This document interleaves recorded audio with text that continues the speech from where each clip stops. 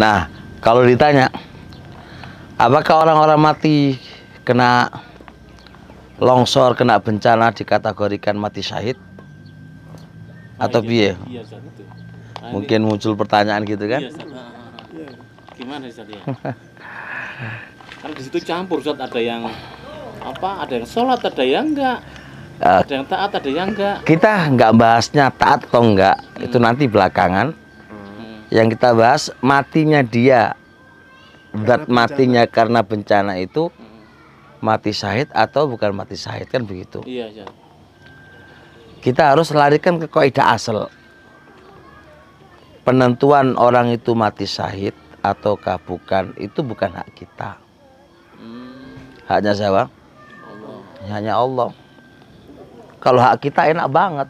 Kalau yang ngasih duit kita mau syahid, yang nggak ngasih duit kita wes mati sangit gitu kan. Nanti kalau ngundang kenduri kita terus mati syahid, wah ya acur agama ini. Maka SK penentuan mati syahid atau bukan itu bukan hak kita. Haknya siapa? Hanya Allah. Maka kalau Anda kayak kasus kena COVID ini, COVID ini dihukumi mati syahid kan juga butuh SK dari Allah. Dan kalau itu disamakan dengan penyakit taun, ya saya masih berat karena beda taun dengan apa COVID ini. Ya, di beberapa kajian saya dan saya sampaikan kalau itu dikatakan mati syahid berat. Kenapa? Karena mengeluarkan dari SK Allah ini butuh dalil yang kuat, yang jelas gitu kan. Nah, nggak bisa disamakan antara taun dengan apa? Dengan COVID. Karena taun itu penyakit yang terikat pada apa? Kulit, dan kalau sudah kena itu udah langsung mati dan nggak lama dan nggak ada penyembuhan.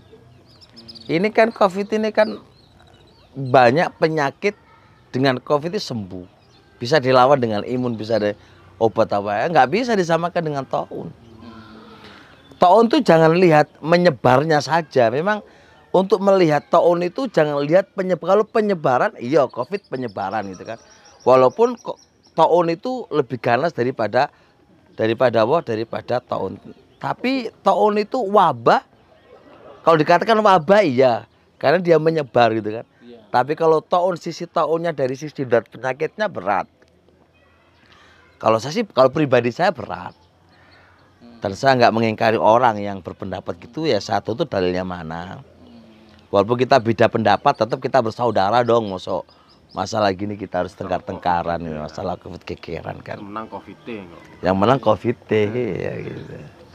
Nah kayak gini kasusnya ya kita butuh SK dari Allah dan Rasulnya. Kalau mati kena bencana atau kena lahar, itu dibilang mati syahid. Nah, yang disebutkan oleh Nabi alaihissalam, kita lihat ini. Apa aja yang disebutkan oleh Nabi, sehingga mungkin kita bisa kiaskan dengan apa yang disebutkan oleh Nabi itu apa aja gitu kan. Iya, Zat. Ya, diantaranya orang yang sakit mabtun, sakit perut. Sakit perut masuk. Yang kedua, meninggalnya karena nifas, melahirkan nifas. Ketiga, terkena apa? Tenggelam atau hadam, ketiban apa? Keruntuhan bangunan. Termasuk longsor saja ya? Ya, ketimbun latan longsor.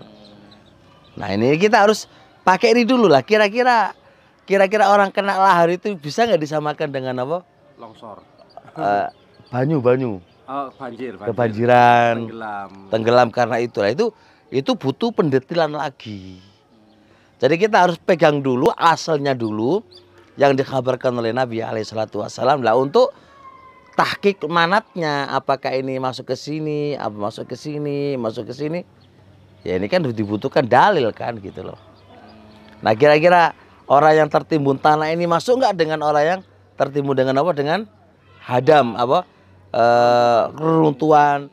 Dia tertimbun dengan apa? Dengan tanah gitu kan. Nah itu Apakah sama? Ya mungkin aja sama. Reruntuhan gunung Ustaz. Iya itu gunung kan. Reruntuhan Nah, gunung. Masuk, ya bisa jadi sama gitu kan. gunung yang runtuh. Ngono ya. Iya. Kok di pas-pas ngono Bos.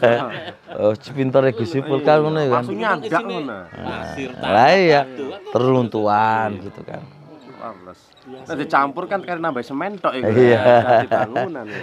Jadi reruntuhan itu masuk di situ. Atau apa namanya?